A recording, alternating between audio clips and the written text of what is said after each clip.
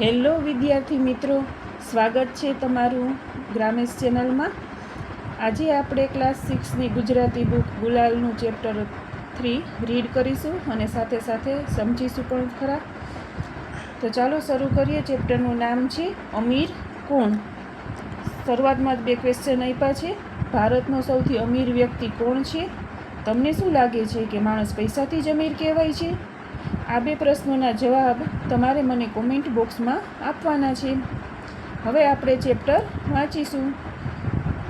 આજે રિસેસમાં કોઈ ક્લાસની બહાર ન નીકળે, બધા ક્લાસમાં બેસીને જ નાસ્તો કરે.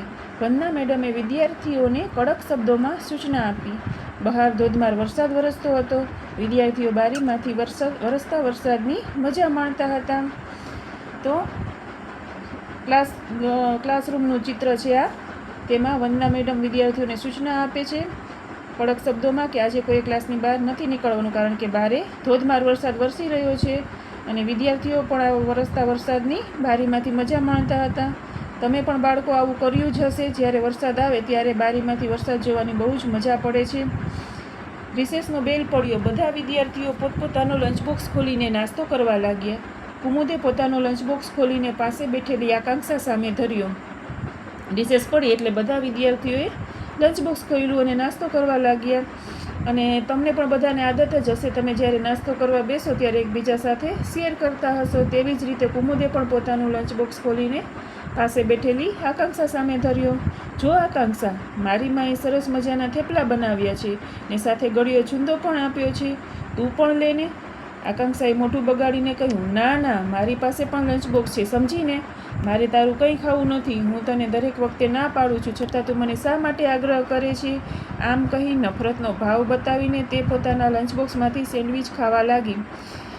એણે આકાંક્ષાને કીધું કે મારી માએ જો સરસ મજાના થેપલા બનાવ્યા છે ને સાથે ગળ્યો છૂંદો પણ છે, તો તું લે. પણ આકાંક્ષાનું મોઢું બગડી ગયું. એણે કહ્યું, મારી પાસે પણ મારું લંચબોક્સ છે, મારે તારું કાંઈ નથી ખાવું. હું તને ના પાડું છું, છતાં તું દરરોજ શું કામ મને આગ્રહ કરે છે? એનું કારણ એ હતું કે આકાંક્ષા જે પૈસાદાર કુટુંબની દીકરી હતી અને કુમુદ છે એ ગરીબની દીકરી હતી. એટલે એણે નફરતનો ભાવ હતો તેના પ્રત્યે. એટલે એણે નફરતનો ભાવ બતાવીને તે પોતાના લંચબોક્સમાંથી સેન્ડવિચ ખાવા લાગી.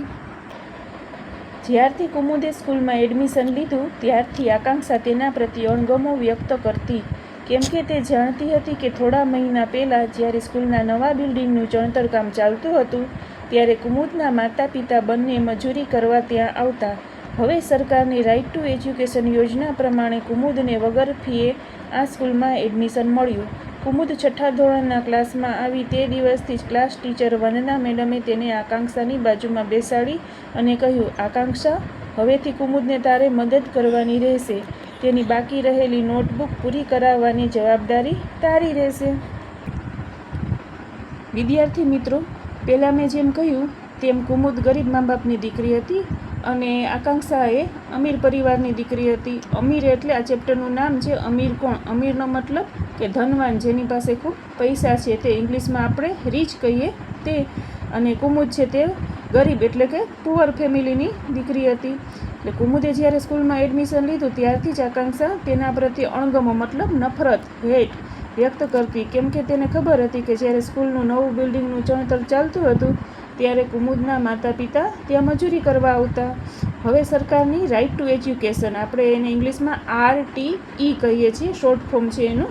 એ યોજનામાં જે ગરીબ પરિવારના સંતાનો હોય તેને અને અથવા અમુક જાતિના લોકોને તેમાં ફ્રી એડમિશન મળે છે. તેમાં કોઈ જાતની ફી ભરવી પડતી નથી. તો જ કુમુદ આ સ્કૂલમાં ભણી શકે, કારણ કે કુમુદના માતા પિતા તો બંને મજૂરી કરતા ગરીબ હતા, તો તેઓને કુમુદની આટલી બધી ફી ભરવી પોસાય તેમ નથી.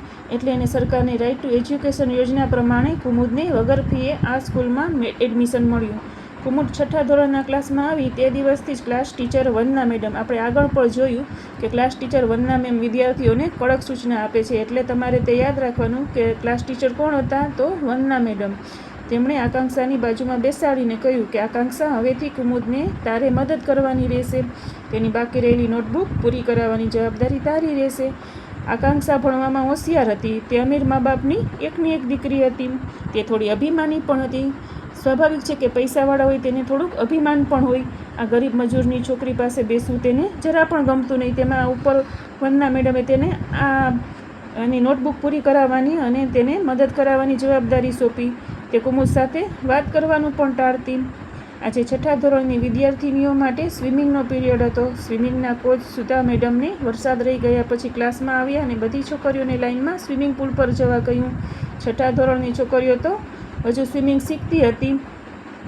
હવે 6ઠા ધોરણની વિદ્યાર્થીનીઓ માટે આજે સ્વિમિંગનો લેક્ચર હતો. તમારે પણ જુદા જુદા પ્રકારના સ્પોર્ટ્સના લેક્ચર, લાઇબ્રેરી એવા બધા લેક્ચર આવતા હશે. તો તેવી જ રીતે જ્યારે સ્વિમિંગનો પિરિયડ હતો ત્યારે સ્વિમિંગના કોચ કોણ હતા? સુધા મેડમ. તેમણે વરસાદ રહી ગયો એટલે ક્લાસમાં આવ્યા અને બધી છોકરીઓને લાઇનમાં સ્વિમિંગ પુલ પર જવા કહ્યું. આ જે ચિત્ર છે ઉપર તે બધા રિસેસ પડે છે ત્યારે, જોકે આમાં વંદના મેડમે તો સૂચના જ આપી છે કે ક્લાસમાં બેસીને નાસ્તો કરવાનો, પણ આ પિક્ચરમાં એવું દેખાડે છે કે બાળકો બારે બેસીને નાસ્તો કરે છે. અને આ ચિત્ર છે ફોટો, તે જ્યારે કુમુદના માતા પિતા આરટી હેઠળ એડમિશન લેવા પ્રિન્સિપાલ પાસે જાય છે તેનો આ ફોટો લાગે છે. તેમને નાના હોજમાં જવાનું હતું. બધી છોકરીઓ લાઇનમાં ઊભી હતી. કુમુદ પણ હતી ને તેની પાસે આકાંક્ષા પણ હતી. આગળની છોકરીઓ નાના હોજમાં છલાંગ મારતી હતી ને સુધા મેડમ તેને શીખવતા હતા. આકાંક્ષા લાઇનમાં ઊભી અકળાતી હતી અને તેને લાઇનમાં ઊભું રહેવું ગમતું ન હતું. તે સુધા મેડમની નજર ચૂકવીને પાસે રહેલા મોટા હોજ તરફ ગઈ. કુમુદે આકાંક્ષાને મોટા હોજ તરફ જતા જોઈ. તે જાણતી હતી કે મોટો હોજ ઊંડો છે અને આકાંક્ષાને બરાબર તરતા પણ નથી આવડતું. તે પણ આકાંક્ષાની પાછળ પાછળ ગઈ. હજુ આકાંક્ષાને રોકી ત્યાં તો આકાંક્ષાએ મોટા હોજમાં ડૂબકી મારી દીધી. તેનું આ ઉતાવળિયું પગલું કુમુદ પારખી ગઈ. આકાંક્ષા પોતાની અણઆવડતને કારણે પાણીમાં વલખા મારવા લાગી. તે ડૂબવા લાગીને રાડો પાડવા લાગી, બચાવો બચાવો. કુમુદ તો ગામડામાં રહેલી ત્યાંની નદીમાં નાનપણથી જ તરતા શીખેલી હતી. હવે બધી આ છોકરીઓને નાના હોજમાં તરતા શીખવાનું હતું અને લાઇનમાં ઊભી હતી અને બધાનો વારો આવે તે પ્રમાણે બધાએ જવાનું હતું ને સુધા મેડમ તેમને શીખવતા હતા. કુમુદ પણ હતી અને તેની પાસે આકાંક્ષા પણ હતી, કારણ કે બંને બાજુમાં જ બેસતા હતા એટલે ત્યાં પણ સ્વિમિંગમાં પણ લાઇનમાં તેમનો વારો બાજુમાં જ હતો. આગળની છોકરીઓ નાના હોજમાં છલાંગ મારતી હતી ને સુધા મેડમ તેને શીખવતા હતા. આકાંક્ષાને લાઇનમાં ઊભા રહેવું ગમતું ન હતું. તે અકળાઈ ગઈ હતી એટલે તેને થયું કે લાવને હું સુધા મેડમની નજર ચૂકવીને મોટા હોજમાં વહી જાઉં. તે ત્યાં હોજ તરફ ગઈ પણ કુમુદનું ધ્યાન પડી ગયું. તેને સમજાઈ ગયું કે આકાંક્ષા મોટા હોજ તરફ જાય છે. તેને ખબર હતી કે મોટો હોજ ઊંડો છે અને આકાંક્ષાને તરતા પણ નથી આવડતું એટલે તે તેની પાછળ પાછળ ગઈ અને હજી તેને રોકે તે પહેલાં તો એણે આકાંક્ષાએ હોજમાં ડૂબકી મારી દીધી. તેનું આ ઉતાવળિયું પગલું કુમુદ ઓળખી ગઈ, પારખી ગઈ, મતલબ જાણી ગઈ. એમ આકાંક્ષા પોતાની અણઆવડતને કારણે પાણીમાં વલખા મારવા લાગી. આવડતનું ઓપોઝિટ અણઆવડત. જે આપણામાં ખૂબી ન હોય, સ્કિલ ન હોય, છતાં આપણે તે કામ કરીએ તો એને લીધે એને હેરાન થવું પડે. એટલે અણઆવડતને કારણે તે પાણીમાં વલખા મારવા લાગી. મતલબ કે બચાવો બચાવો ને એવી રાડો પાડવા માંડી.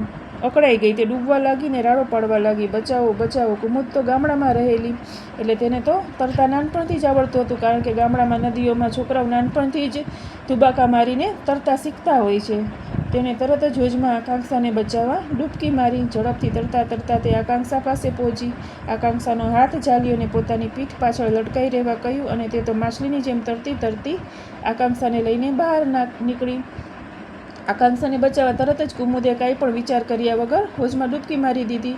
તે તરતા તરતા આકાંક્ષા પાસે પહોંચી ગઈને એનો હાથ ઝાલીને પોતાની પીઠ પાછળ લટકાવીને બહાર નીકળી ગઈ. માછલીની જેમ ઝડપથી તરતા તરતા ગભરાયેલી આકાંક્ષા અવાક રહી ગઈ. તેણે કુમુદનો આભાર માન્યો અને બોલી, કુમુદ, જો આજે તું ન હોત તો મારું શું થાત? તું મને માફ કરી દે. હું તો તને કાયમ નફરત કરતી રહીને છતાં પણ તે મારો જીવ બચાવ્યો. ખરેખર તારા જેવી બેનપણી મળવી. અચાનક બની ગયેલા આ બનાવથી આકાંક્ષા ગભરાઈ ગઈ હતી. તેણે કુમુદનો આભાર માન્યો અને બોલી, કુમુદ, તું જો આજે ન હોત તો મારું શું થાત? હવે આકાંક્ષાને એની ભૂલ સમજાણી કે હું તો જેને ગરીબ માનીને એને ધિક્કારતી હતી, જેને નફરત કરતી હતી, તેણે જ મારો જીવ બચાવ્યો. એટલે તેણે આ કુમુદને કહ્યું કે જો તું આજે ન હોત તો મારું શું થાત? તું મને માફ કરી દે. હું તો તને કાયમ નફરત જ કરતી રહી, છતાં પણ તે મારો જીવ બચાવ્યો. એને નવાઈ લાગી કે જે છોકરીને હું નફરત કરતી હતી તે પણ તેણે મગજમાં ન લીધું અને મારો જીવ બચાવ્યો. ખરેખર તારા જેવી બેનપણી મળવી મુશ્કેલ છે. કુમુદનો ચહેરો જિંદાદિલીના તેજથી ચમકી ઉઠ્યો. તે બોલી, અરે આકાંક્ષા, તું મારી સૌથી વહાલી સહેલી છે. તને મદદ કરવી એ તો મારી ફરજ છે. જિંદાદિલી મતલબ મોટું મન. એને તેજથી એને જે આકાંક્ષાએ કીધું એનાથી એનો ચહેરો તેજથી ચમકી ઉઠ્યો અને તે બોલી, અરે આકાંક્ષા, તેમાં શું, એ તો મારી ફરજ છે. તું મારી વાલી સહેલી છે.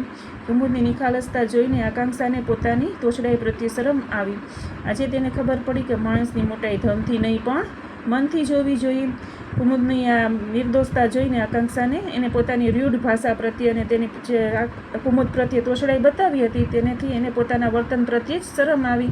આજે તેને સમજાણું કે માણસની મોટાઈ ધનથી નહીં પણ મનથી જોવી જોઈએ. માણસ ગમે એટલો પૈસાવાળો હોય પણ મનથી ગરીબ હોય, કોઈની મદદ ન કરતો હોય, અભિમાની હોય તો તે બરોબર ન કહેવાય. પણ માણસ ભલે ગરીબ હોય પણ મનથી જિંદાદિલ હોય, નિખાલસ હોય અને બીજાને હેલ્પફુલ થતો હોય તો જ તે માણસ અમીર કહેવાય. માણસ ધનથી અમીર હોય કે ગરીબ પણ મનથી મોટો હોય તો જ સાચો અમીર ગણાય. હવે મિત્રો, તમને મેં જે પહેલાં 2 ક્વેશ્ચન કીધા હતા કે તમારે મને તેના જવાબ કોમેન્ટ બોક્સમાં આપવાના છે, તો તેમાંથી બીજા પ્રશ્નનો તો જવાબ મને લાગે છે કે તમને સમજાઈ ગયો હશે કે શું હોવો જોઈએ. તો મિત્રો, તમને આ વિડીયો કેવો લાગ્યો? જો સારો લાગ્યો હોય તો લાઇક, શેર અને સબસ્ક્રાઈબ કરો. અને હવે પછી આ ચેપ્ટરના સ્વાધ્યાય માટેનો નેક્સ્ટ વિડીયો અવશ્ય જોજો.